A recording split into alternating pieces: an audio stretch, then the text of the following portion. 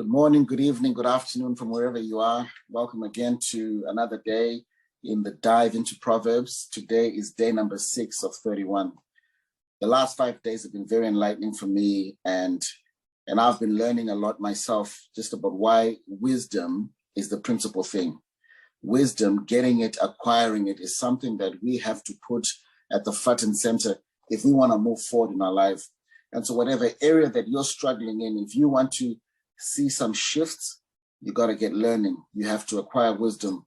And whatever that means, whatever that takes, is something that I'd always encourage you to look to do, because the return on the investment for you is going to be absolutely phenomenal. The last 5 days opened up a whole host of things, the lessons, relationships, people that we can guide us in our life, mentors. And really, this is experience. Is experience the best teacher? And that is a saying that I've heard growing up, is that experience is the best teacher. But when you think of it, that maybe is not true. And I think perhaps we should look at it like this. Evaluated experience is the better teacher. Because if you don't evaluate what you're learning from your experiences, you are more than likely to repeat those same mistakes again.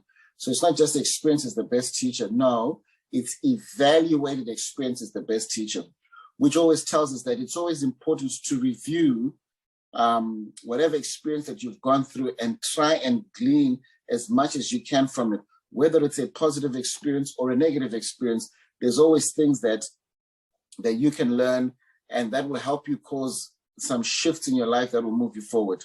So today, day number 6, this chapter here gives us some guidance about dealing with people.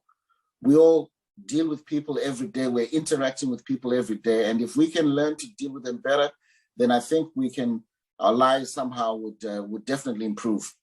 And the first thing it says, my son or my child, if you have put up security for your neighbor, if you have shaken hands and pledged for a stranger, if you have trapped yourself by an agreement and are caught by what you said, then give some guidance. Follow my advice and save yourself, for you have placed yourself at your friend's mercy. Now swallow your pride, go and beg to have your name erased. Don't put it off, do it now. Don't rest until you do. Save yourself like a gazelle escaping from a hunter, like a bird fleeing from a net. I think the key thing is always about who are you allowing yourself to be in partnership with? Whether this is friends, whether this is, especially for those, now making a pledge is basically saying that, look, I am going to guarantee somebody else's debt. The problem with that, there's nothing wrong if you have the capacity to do so. There's nothing wrong with doing it. The problem is that if the person that you've made a pledge for defaults, then it's on you. So that means that I should only be willing to make a pledge or be a guarantor for somebody if I know and I have the capacity to be able to take on whatever the obligation is. And so, because by doing that, you have now locked yourself into something. It's sad to say that I have seen, and I've not experienced, but I've seen, and I've been around for enough to see how things that start off nice, where people start working together, can go left and bad very easily. So that means that before I run and I sort of like guarantee something for somebody, think through that. I need to think through that. I need to be very wise. I need to make sure that I dot all my I's and cross all my T's. Otherwise, I'm going to get myself into trouble. But the scripture does provide mechanisms by which it's saying that do whatever you can to get out of that situation.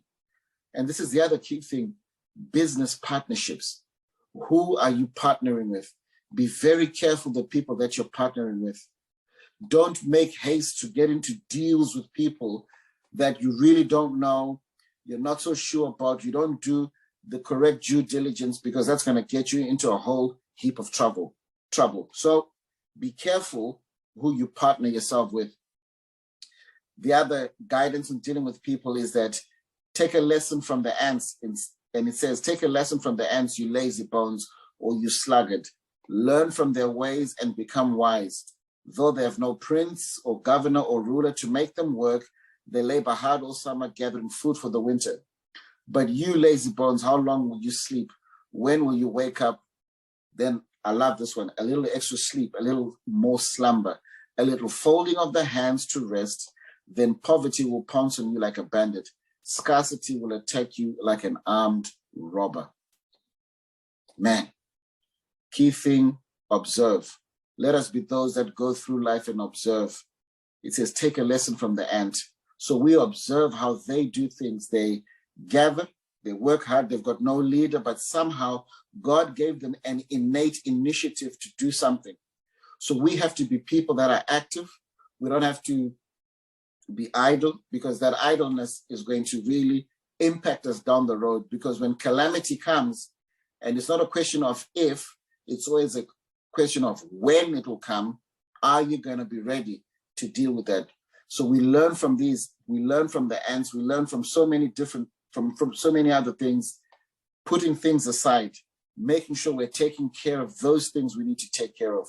We're making the right choices, because when we make the right choices, the returns on that investment will definitely compound over time. Don't associate yourself with lazy people. You got to associate yourself, or even if it's looking, who are you able to assist? The best people to assist are people who are already doing something. Don't assist somebody who's doing nothing. Now, I'm not suggesting that you don't help somebody who is down, down and out. Of course, help them. But if you've got somebody who's just not sitting on their hands and just saying, oh, well, I'll wait until the Lord sends me something, then that's not a good thing. Somebody, even though their circumstance may not be what they like it to be, but they're still trying to do something to move themselves forward, those are the people that you want to help, because already they've got their mindset is already geared towards doing something. And of course, never wait for perfect conditions. There's some of us who are not starting to do things because we're constantly waiting for, I'm going to wait up until I've saved X amount of dollars before I start my business. I'm going to wait until I do this. And they're always gonna. And the unfortunate part is that there are never perfect conditions to start something. So the best thing to do is just one foot in front of the other, small steps, and then all of a sudden things will begin to, you start to gain momentum as you continue to move forward. Of course, the scripture talks about troublemakers. Do your best to avoid people that are troublemakers, people that will come into your life. It gives you a description of those type of people. We want to avoid those people because they're just going to give you heartache. They're not going to be adding any value in your life.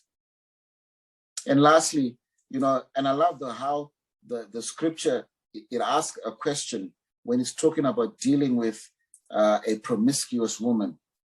It basically says that, or the immoral woman, she's obviously very smooth, and like we were talking about yesterday, that greener pastures.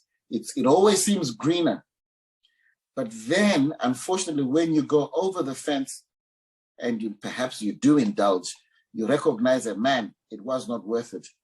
And the question that is asked here, it says that in verse number 27, it says, can a man scoop flames into his lap and not have his clothes catch on fire? Can he walk on hot coals and not blister his feet? And that's the question. Can he? I think the answer to that is no. Because you're going to get burnt. You're going to get burnt. And I think sometimes what we have to do when it comes to these things of,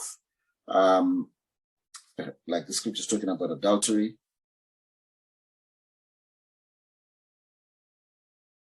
we always have to look at the carcasses that are left behind, the broken relationships, the anger, the turmoil, the upheaval that it causes in people's lives.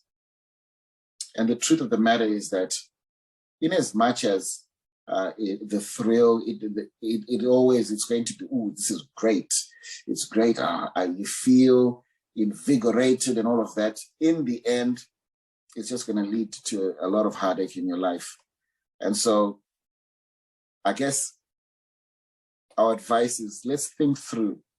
Let's really think through the decisions that we make and think through the consequences, and then decide, when we look at the consequences of the children crying, of just the family broken apart, and say, is it really worth it? And so I really hope that you got something out of that. And I can't wait for us to be into day 7 tomorrow.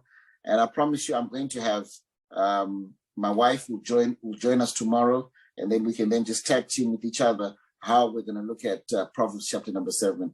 And so as always, God bless you. Have a wonderful day and keep looking forward. Peace.